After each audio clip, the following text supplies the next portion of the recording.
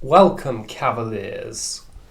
The uninformed and the ethnomasochists who heard them will vehemently argue that the glorious and benign British Empire was actually some kind of parasitic robber, the tyrant of the earth that plundered or destroyed anything she saw.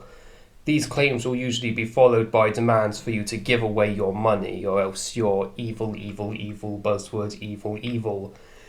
They will even double down on the attempted guilt trip by telling you that modern Britain only exists on stolen wealth, that third world countries are poor not because they're filled with and run by third worlders, but because the big bad Britannia stole all the wealth of the famously rich African cannibal tribes. How was Britain wealthy enough to be able to steal from rich nations on the other side of the world? Ignore that. Just hand over your hard-earned money. Anyone who takes a moment to think critically of the narrative is able to pick it apart in more ways than I need to go over. This should clue you into the reality being very different to what certain groups wish it was. What if I told you the British colonisation of India was a good thing for India? Many will cry out, "The British stole from India." These people are wrong. Some know they are wrong yet still say it. Others are thankfully just misinformed. I know many watching this video will be like that. I hope many of the latter are here. You deserve the truth. Everyone does. There is no country the antiquities and arts and monuments of which are more precious than of India. Lord George Nathaniel Curzon, the Viceroy of India. Many hold the historically illiterate view that the British Empire did not care about the cultures of the colonial peoples. This couldn't be farther from the truth, as the cultures in question simply would not exist today if it weren't for the British explorers, archaeologists, scientists and historians who saved them from the annihilatory void of the unrecorded, unknowable past. Sir William Jones, a brilliant polymath, contributed more than any other individual to India's national renaissance. Alongside his day job as a judge in Calcutta, Jones mastered Sanskrit, translated Indian classics, and used it to unlock the glories of India's long-forgotten Hindu and Buddhist past. Jones said he found Sanskrit more perfect than Greek, more copious than Latin, and more exquisitely refined than either. The warriors of the Mahabharata appear greater in my eyes than Ajax or Achilles appeared when I first read the Iliad. Unlike ancient Greece and Rome, India's classical past had left no written histories, so it had to be reconstructed from ruins and buried treasures. In 1784, with the patronage of the first British Governor-General Warren Hastings, Jones founded the Asiatic Society to take on this giant task. It became the beacon for a huge volunteer army of amateur antiquarians across the subcontinent.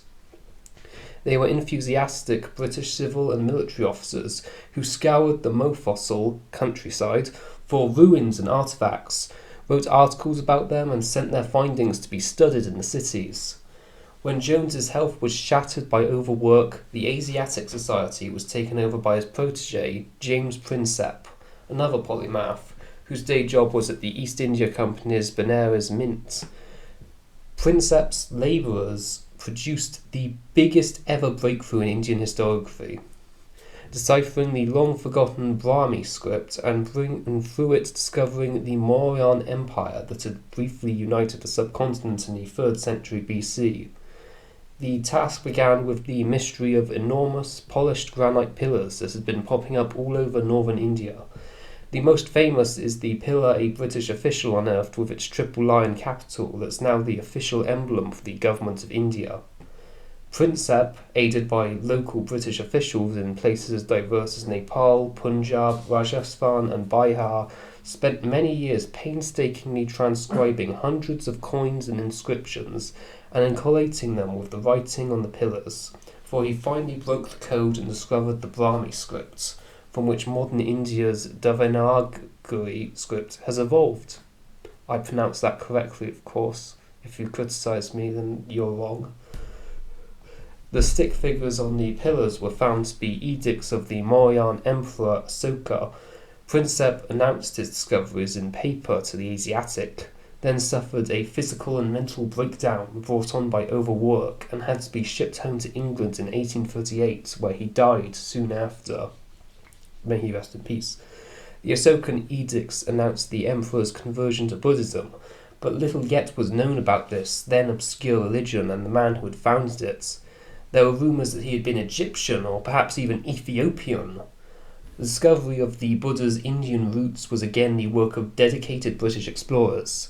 In the late 1790s, a British naturalist heard reports that the Buddha was a Bihari from India, explored Bihar and discovered the Bodh Gaya Buddhist ruins.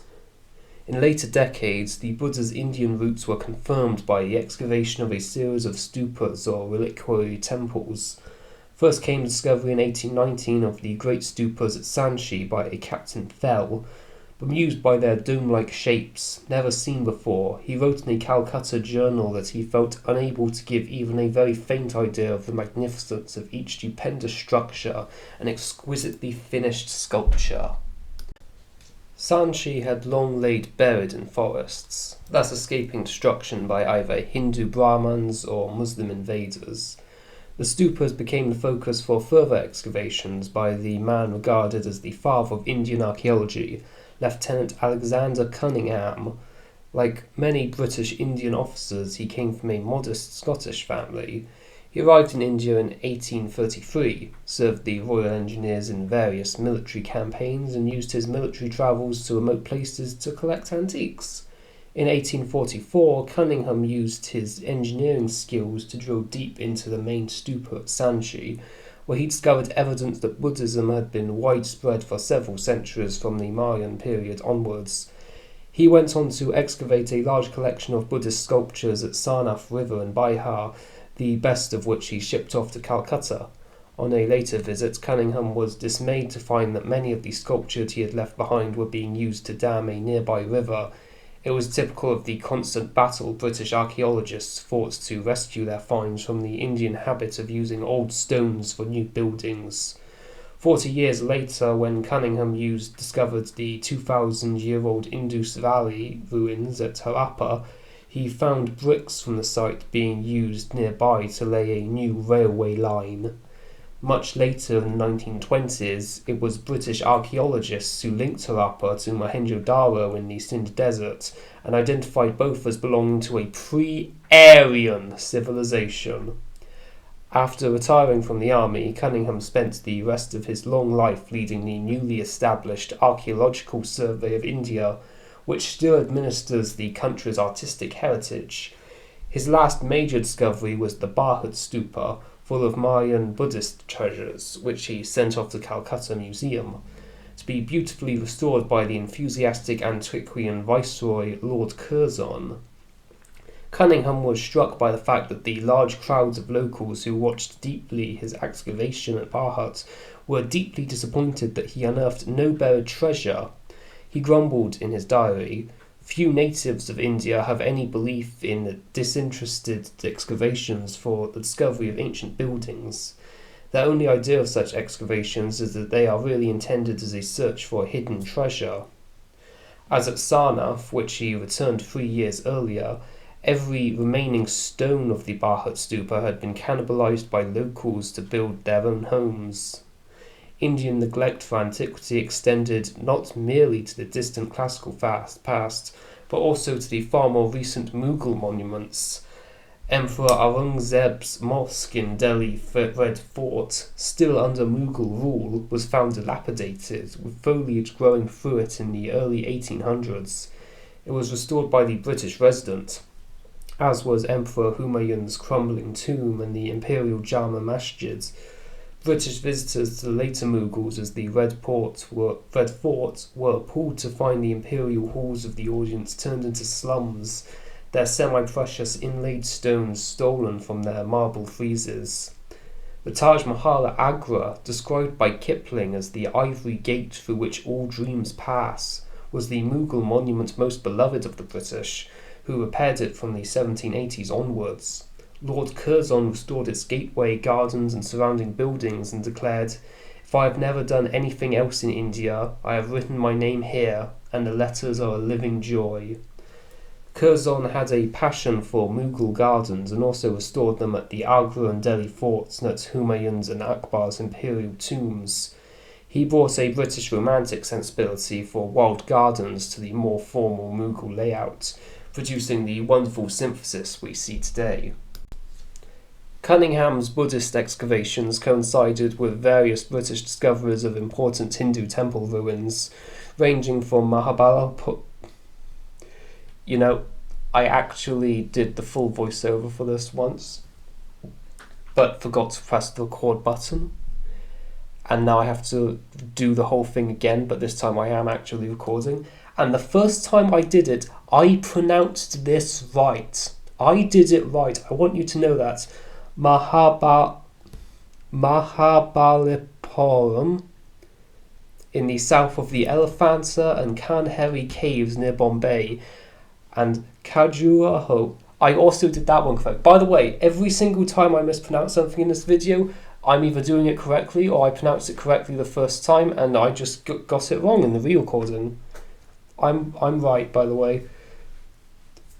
Near Bombay, and with its shocking eroticism, in central India, the most influential discovery was of the Ajanta caves, with their wonderful frescoes dating back to the 1st century BC.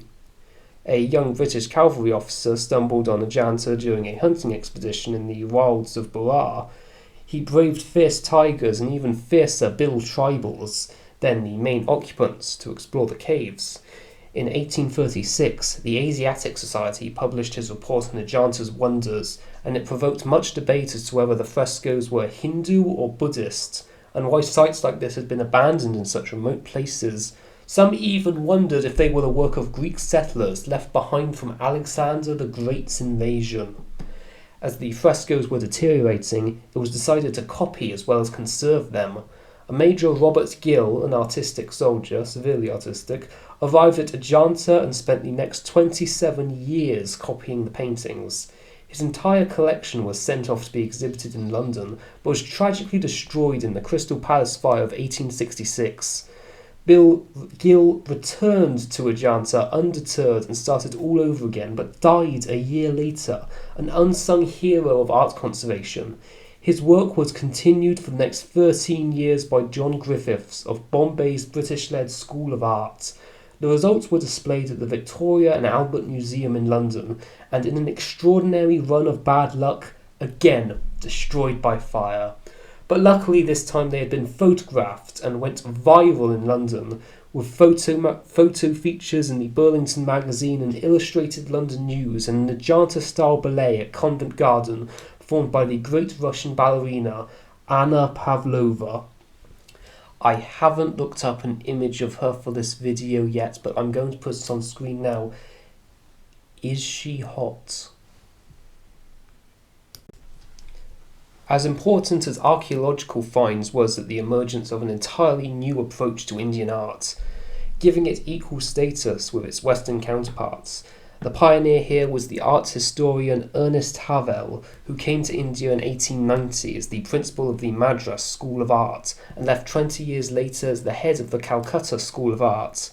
He saw the Indian aesthetic as being conceptual rather than representational, its images stylized, not naturalistic as in Greco-Roman art, its emphasis on anonymous spirituality rather than the individuality of the subject or the identity of the artist.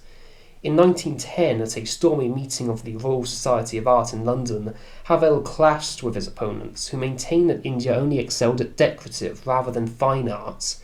He argued that multi-limbed and many-headed Hindu deities, so alien to the Western eye, were allegorical representations of divine attributes, and no more physiologically impossible than Christian angels. Real. Both are real, actually. He emphasized the continuity from ancient Ajanta down to recent Mughal miniatures of a distinctly Indian aesthetic. crediting the Indian artist with the ability to see with the mind, not merely with the eye, to bring out an essential quality, not just the common appearance of things, to give movement and character in a figure, not only the bone and muscle, to reveal some precious quality or effect in a landscape, not merely physiographical or botanical facts, and above all to identify himself with the inner consciousness of the nature he portrays. In recent times, the artistic discoveries of the Raj have raised questions of cultural ownership. The Indian equivalent of the Elgin marbles demanded by Greece are the so-called Elliot marbles, also housed in the British Museum in London. The marbles are in fact pale limestone phrases from the Mauryan stupa in Amaravati in southern India, intricately carved with scenes from the life of the Buddha. A young Scottish surveyor, Colin Mackenzie, first stumbled on them in 1798. Half a century later, another Scotsman, Sir Walter Elliot, returned to excavate the site, rescued it from being pillaged by locals, and carted off some of the finest sculptures to the Madras Museum, whence some later found their way to the British Museum. Elliot's career was typical of many Orientalists. While serving for 40 years as a revenue official in Madras, he was also a linguist, naturalist, ethnologist, and numismatist, and wrote learned books on everything from cobras and exotic birds to rare coins, but his pronunciation was nowhere near as good as me. I'm the best. Today, Elliot's marbles are displayed in a climate-controlled gallery specially created for them at the British Museum, admired by millions from around the world, possibly even billions. Back in India, the stupa at Amaravati is sadly neglected, while the Madras Museum's collection of its sculptures is one of its least visited rooms. That hasn't stopped the Archaeological Survey of India from demanding the return of the BM's collection. BM means British Museum, by the way. A request politely declined in 2010. It's hard to imagine that they would really be better appreciated or conserved in the land of their birth.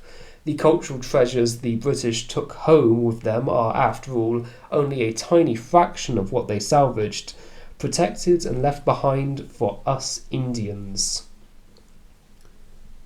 And I think we should listen to this great person of colour's lived experiences and understand that he is right. And if any white person decides to start critiquing this video, I just want you to know that the person of colour's voice is against you, and so you need to sit down and listen.